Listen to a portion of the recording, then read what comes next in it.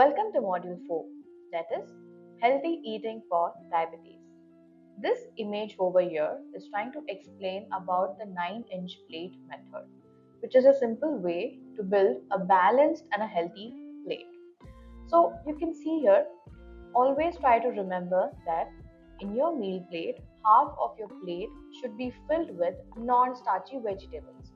So when I say non-starchy vegetables, what do I mean by that? The vegetables like broccoli, cucumbers, gourd vegetables, tomatoes, beans, all of these will be included in the non-starchy vegetable. So half of your plate should be filled with half non-starchy vegetables. And these are going to provide you like fiber, vitamins, minerals, etc. Then, one-fourth of your plate should be with starch, like for example, brown rice, whole wheat bread, potatoes. Mostly, you need to, focus on the complex carbohydrates rather than focusing on a simple carbs. So instead of choosing a white rice, go ahead with red rice or different kinds of millets. So that is going to be the complex carbohydrate, which will help you to not quickly spike your sugar levels. Ultimately, these starch is going to give you the energy that you require for your body. Then, one-quarter of your plate should be filled with the protein.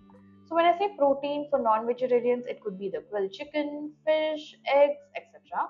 If you are a vegetarian, then you can have some beans, you can have some dal varieties, chickpea, etc. Rajma, all of these. So, this is going to help you in building the muscles and help you in satiety levels. Then, to complete the meal, you need to also add a serving of a fruit. That could be any fruit. Like here, I have given an example of citrus fruit. You can add any other fruit as well, pomegranate or apple, any of that sort. Then, also very important, add a source of dairy. So that could be like a glass of buttermilk, a cup of curd, or milk. Any of these can be added. But adding dairy product to your meal is going to give you the full meal, a complete meal, I would say. So yeah, try to follow this my plate. In terms of, even if you are not diabetic, this is very important for you to follow because you will get a complete balanced nutrients in your meal.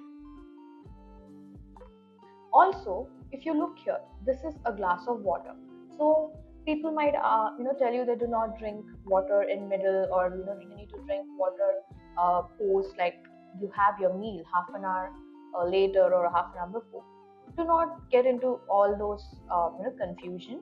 If you feel like drinking water, you can take in between. A small sip should be enough. Like if you feel that little bit rough on your esophagus, like you feel there's kind of a disturbance in your esophagus, you can just take a sip of water. That could help you in making you feel a little bit better. So this is the complete plate that includes your dairy products, fruits, vegetables, starchy vegetables, non-starchy vegetables, protein. All of these makes a balanced meal. Do you think the sugar is the enemy? Like a lot of people would have told you, if you eat a lot of sugar, you will end up having diabetes. But do you think it's a myth or a fact? Definitely, it's a myth. Sugar is not the actual enemy.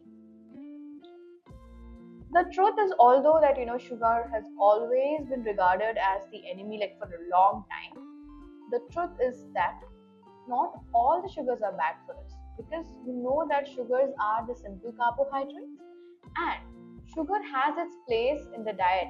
Like if you're going to have it in the right quantity, it is not going to cause you any harm, because you need the sugar to have glucose, right? So it's very important that you need to choose forms that your body can process easily, right? So we will see what are the different types of sugar and what sugar you should be choosing. You know that sugar is a carbohydrate that is found in like many foods, right? And there are foods containing natural sugars. Like for example, you have the fruits, dairy products. All of these are good sources of many nutrients. So fruits, you have the presence of fructose, which is the carbohydrate, simple carbs in that. You have lactose and dairy products. So these are the natural sugars, right? And many nutrients, and they are like they're going to give you the energy. Main source of energy, you get it from the carbs, right? So despite it has a bad reputation, There has not been much research, and scientists have not proved that sugar affects your health when it is not part of the diet, like high in calories. So for example, sugar is not going to be harmful unless it is consumed in like excess calories. If your diet is mainly focusing on just the sugar, then that can be harmful. But if your diet has the balanced meal, the 9-inch plate that we spoke about in our earlier slide, then that should not be a problem. So the right quantity is very very important in your diet. Okay, so what is this meaning of added and free sugar, right? So the fruit juice here is actually considered a free sugar. So let me just explain you this. So one orange as a fruit is going to give you 1.8 grams of fiber, 12.3 grams of sugar, right? This is in one orange. But when you make a juice, definitely one orange is not going to be sufficient. So what do? You take like around 4 oranges to make 1 glass of juice. So here you lose on the fiber, right? So when the sugar is extracted from the fruit, the fiber and the bulk is definitely going to be lost. While you would not be, typically eating like 4 oranges at once, but you will be drinking a large glass of oranges that provides you the same amount of sugar, just like one can of a soda. So you can see sugar is like 44 grams here, and when you compare it to one can of soda, it's like almost the 14 grams higher than a can of soda. So the point here is, what I want to tell you is, this is not a added sugar, but it's called as a free sugar, right? So you need to be very careful, when you are going to choose your foods. Like when I said you need to have a fruit juice, instead of having the fruits in the format of juice, go and have it in the format of a fruit as a whole fruit, because you don't lose the fiber and you will not have the sugar spike immediately, right? Here, I wanted to give you some important facts about carbohydrates. So we know that carbs, it's very important. Though they raise your blood sugar level, it's still very important because you need to have some carbs at every meal, since they are going to give you the major source of help you in producing like ATP and giving you energy, right? So carb foods such as grains, fruits, milk, all of these are healthy options. And eating the right amount of carbs will help you to keep your blood sugar levels from going too high. And the foods with carbs are not necessarily sweet tasting. It does not have to be always sweet. Like for example, white rice is definitely a simple carb, but it is not the sweetest form, right? So you have carbohydrate present in all your foods. So you need to be really careful, and you need to be very mindful of choosing the right carb for you. So carbs are also, like as I mentioned, it's the body's main energy source as well. Carbs include sugars and the dietary different types of dietary fibers as well, that is insoluble and the soluble fiber. You must have heard that you need to have like one serving of carbs, or you need to have 1 unit of carbs in every of your meal, right? So let us understand what is this 1 unit and what is this carbohydrate counting, right? So one a carb serving is an amount of food that has like 15 grams of carbs. Very simple. Like for example, one apple is having 15 grams of carbs, so that becomes your 1 unit. Now, if I'm going to tell you that you need to have 2 units of carbohydrate, so you will just have two apples. So when you have two apples, that is two carb choices, that becomes 30 grams of carbs. So 1 unit, please remember, 1 unit of carb is going to give you 15 grams of carbohydrate. So this is how you need to be careful about how you calculate your the carbohydrate units. Here is another example of typical one carb serving foods. For example, you can see one slice of bread is going to give you 15 grams of carbs. 8 ounces of milk, that is one glass of milk, is going to give you 15 grams of carbs. One small apple, then half a cup of corn is going to give you 15 grams of carbs. Two cookies, that is specifically they have mentioned Oreo biscuits, they're going to give you 15 grams of carbs. And if you end up eating like whole packet, you should know that you are literally exceeding your carbohydrate count. So two cookies is going to give you 15 grams of carbs. 1/3 cup of rice is going to give you 15 grams of carbohydrate. So you must be asking me like how many carbs or how many units of carbohydrate should I be taking in a day, right? So for a woman, you're supposed to take 3 to 4 servings of carbohydrate per meal. So when I say 3 to 4, so 15 into 3, 4 into 15. So that becomes 45 to 60 grams per meal. Men should be taking 4 to 5 servings, that's 60 to 75 grams per meal. Snacks can be 1 to 2 servings, that could be like 15 to 30 grams. So you must be asking me like, how do I come to this conclusion, right? So it is basically based on your body size, age, weight loss goals, physical activity level, and like for example gender basis, as I mentioned, women, men, and the different types of meals that you have. So before you decide on how much of carb units you need, you please consult a dietitian so that they can help you in understanding that how many units of carb you're supposed to have for your body, for your age, and for your HbA1c levels. So that's very, very important. Here I have just shown you like the serving size. Sometimes what happens when I tell my patients that you're supposed to eat 1 cup or eat 1 katori, eat one bowl, it is quite difficult for them to understand. But in case you are having a measuring cup at home, you can use measuring cups to quickly measure your foods and have it. In case you do not have, these are some of the standardized like servings that you can explain it to a dietitian or explain it to anybody who's asking you that what have you eaten. So for example, here palm, like one palm, this particular area represents a serving of meat, fish, or poultry, and it is basically useful for estimating your protein portions, right? Then the one fist here, this particular part, this fist is going to be 240 ml, 240 to 250 ml. That equals a serving of cooked vegetables, milk, salads, or stews. All of these will come under one fist, and it helps you to estimate like a bulkier foods, right? One handful. So when I say one handful, that is half a cup. That is 120 ml, right? And so when I say 1 cup, that becomes 240 ml. So half a cup is going to help you in representing a serving of fruit juice, then starchy vegetables that could be like potatoes, corn, beans, rice, noodles, and any kind of a cereal. And it is good for portioning the carbs in your diet. Then one thumb is going to equal a serving of snack foods or cheese. Like for example, if I say you need to have one slice of cheese, so you can measure this part. This is going to be one slice of cheese. It is useful for like estimating high fat or dense foods. Like for example, um, like the cheese, margarine, all of this can be come under the one thumb. Then you have your thumb tip. So this particular part, the tip of your thumb, that becomes your teaspoon. So that is equal to 5 ml.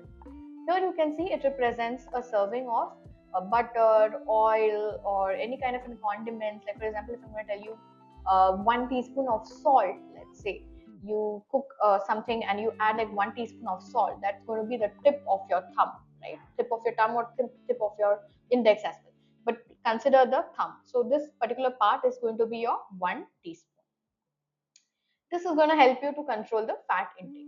These are just the sensible servings that you can use. But if you're having an access to, go ahead with the measuring cups, I would suggest that please go ahead with the measuring cups rather than going for the sensible serving. This is just for your information that if in case you do not have a measuring cup, go ahead with these kind of measurements. Yeah, this is just another example, like one healthy serving of vegetable is going to be size of your two open hands. Then one serving of cereal, or any kind of a pulse, like for example atta, rice, poha, pasta, soya, are going to be the closed fist. This is the portion size for your cereals and pulses. Then one serving of, for example, fish, right, is going to be your palm that I mentioned. Any kind of a meat is going to be this. So you're supposed to eat only this much, only one fist of your one fist, and that is going to be your fish intake, right? So one serving of the fruit is your fist size. So anything that you can hold, like for example, I have an let's say I have this consider this as your fruit, right? So here only this much of fruit is supposed to be taken in a meal or in a whole day. That depends, totally depends on your whatever your dietitian is going to advise.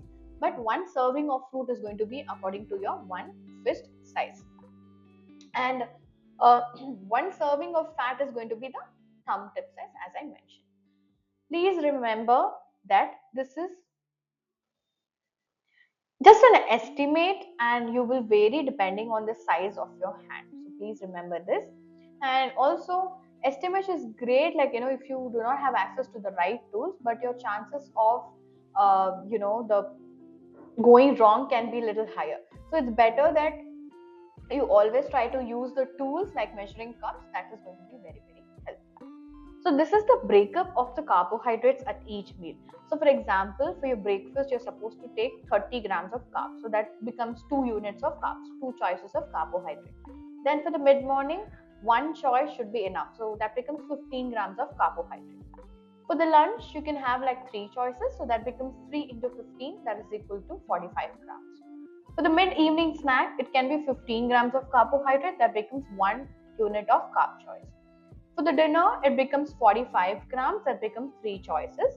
But the bedtime snack, 15 gram, 1 choice. So in total, you're supposed to take around like 11 units of carbohydrate. So that is equal to 165 grams of carbohydrate if you are a diabetic patient. But this calculation can be totally different if you are somebody who's on insulin, right? So this is just for somebody who's type 2 diabetes and they're just on the oral medication, oral diabetic medications. They can go maximum up to 12 to 13 units of carbohydrates in their diet. Here I have just given you a few examples to understand like what do I mean by the carbs, like the 1 unit of carb. So here, homemade idli is going to have like 7.5 grams of carbs each. So 7.5, 7.5. When you have a restaurant idli, it is going to have 15 grams of carbs each. So this is 15, 15. So here itself, you are actually fulfilling your 2 units of carbohydrate count. But if you are going to have your idlis from home, right, that becomes 7.5 and 7.5. So that is only like 15 grams. So you can have 2 more idlis. So that at home you can have like 4 idlis. But if you are at a restaurant, it is going to be like 2 idlis only. The reason, definitely the portion size is going to be varying, and also not only the portion size, the quality that they include. Here at home, there'll be a ratio of urad dal and there's going to be ratio of the rice. But here you don't know, like it is going to be more of like rice flour or maybe semolina or less of urad dal. So it totally depends. We don't know what are they going to add in the restaurant Italy. But as a whole, Italy size is going to vary from restaurant to restaurant. This is the approximate, the carbohydrate which is present in each of the idlis. So here the fruits that is listed in the amount, like for example, 100 grams, one apple is going to give you 15 grams of carbohydrate, and the weight is including the skin, core, seeds, and the red. So let's look at the different fruits and the portion size. So one banana is going to, like for example, 65 grams, which is weighing about 65 grams, is going to give you 15 grams of carbohydrate. Then 3/4 cup of blackberries, 15 grams. Cherries, which is 18 numbers, 15 grams. Figs, fresh, which is like 2 medium size, is going to give you 15 grams. Grapes, again like 14 numbers, is going to give you 15 grams.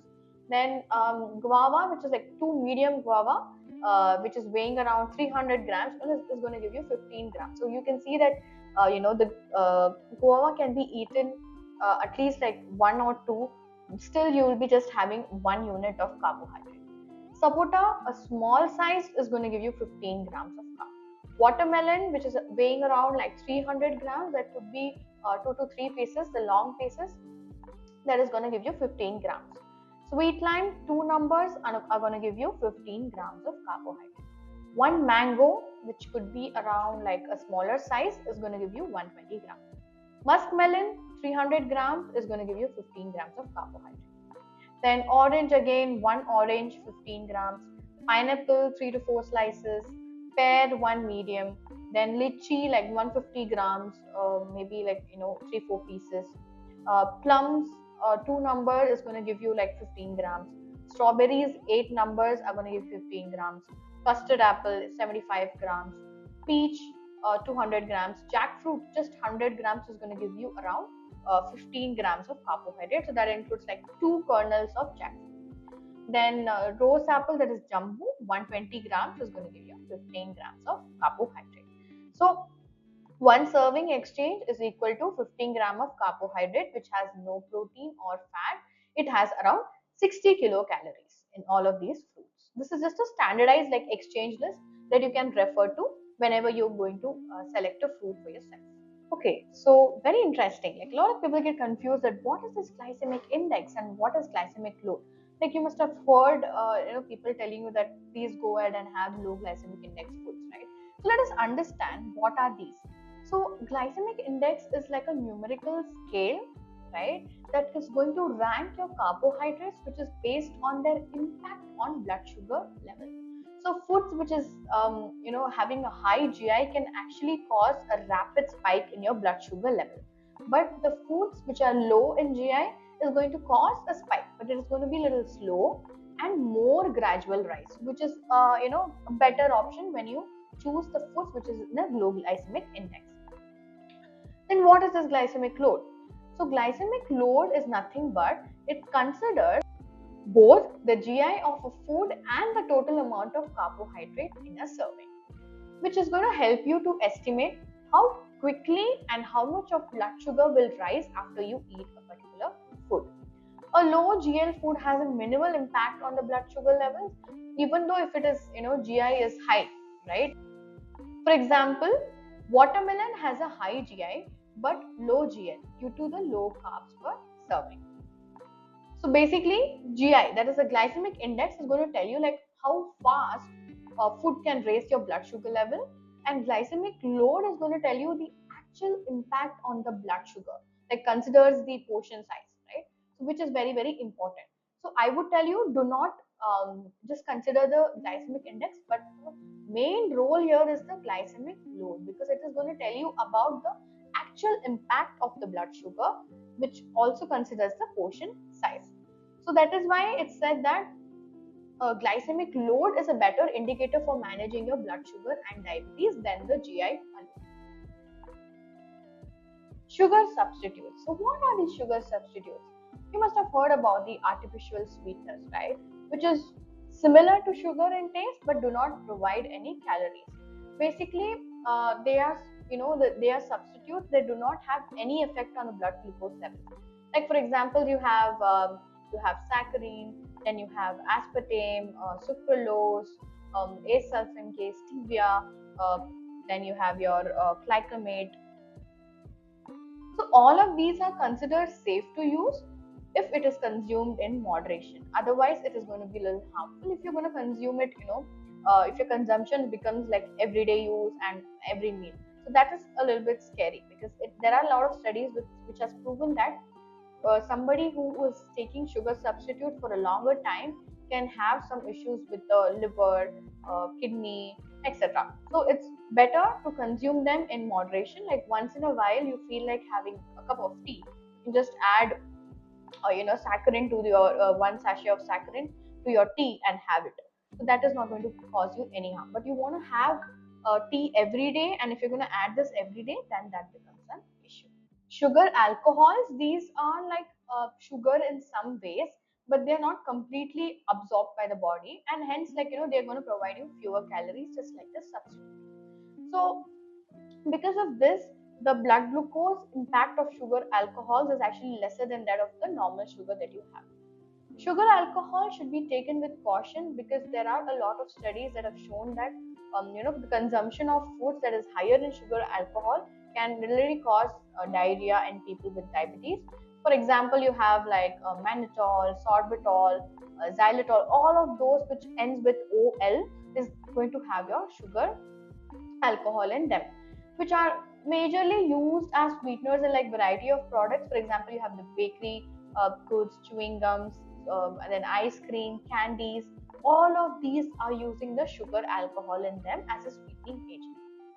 It is also advised that just because a product contains a sweetener, it does not mean that it is free of carbohydrate, because there are a few products that I've seen that they will tell that they are adding sugar substitute, but the carbohydrate is going to be really high.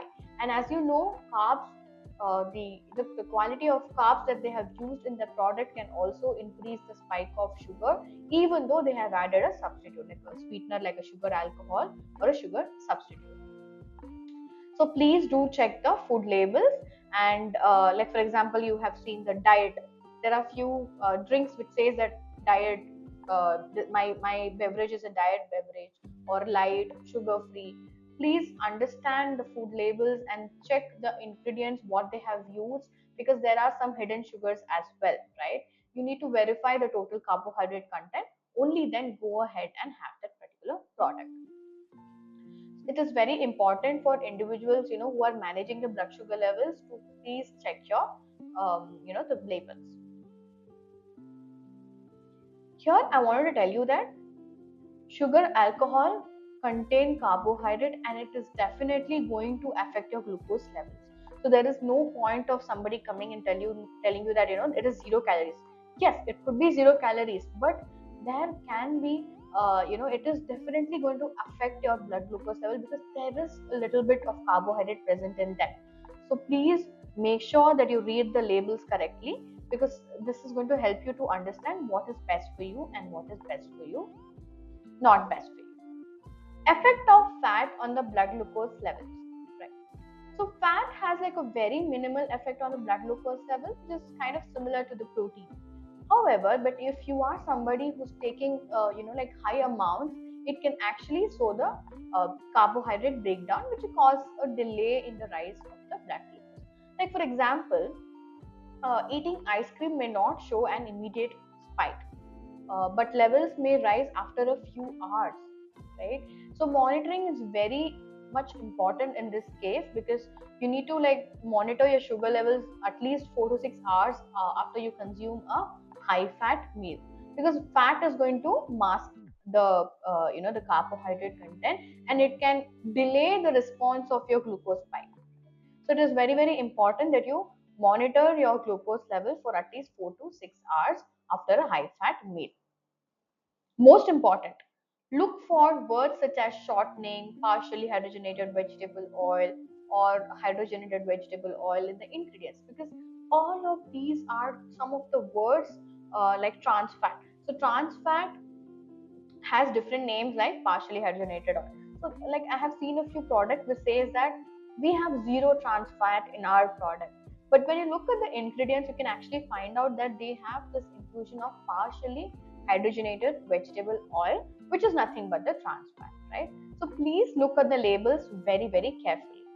And also, it is always advisable to not reheat the oil, because the oil that has been used once for frying, it can be used for the cooking. Like for example, you can give tadka to your dal, or you can use it just to like make some uh, poriyal palya, all of these. But do not use it again to reheat and keep on using it again and again, because that is going to be converted to trans fat. So please make sure that you look at the labels carefully and understand that what are the ingredients which is present in your product. Alcohol and diabetes. Very important. We know that alcohol is something that is going to provide you like empty calories. So when I say empty calories, it's going to give you like 7 kilocalories per gram, and it is should be avoided, because if you choose to drink alcohol, you need to at least drink it in moderation, like not more than one or two drinks, and try to choose the drinks which is like having low carb options, right? So you need to avoid beer, sweet wines, liquors, and cocktails, all of these are going to have like a lot of sugar in them. So please avoid these particular alcohol. Make sure that you eat something to prevent your blood glucose levels from going low as well. That is also very important. And additional blood glucose testing, like especially at the night, is recommended when you're consuming alcohol, because there can be chance that you can go really low in the morning. Your blood sugar can actually drop, or it can also increase. So kindly check your blood glucose level whenever you are consuming alcohol. And if a product contains sweetener, it does not mean that it is carbohydrate free. That, as I told you, you need to check the food label, like for example, which is marketed as diet, light, or sugar free, to check like which sweetener they have used and what's the total carbohydrate content of your whole product. So that is also very, very important.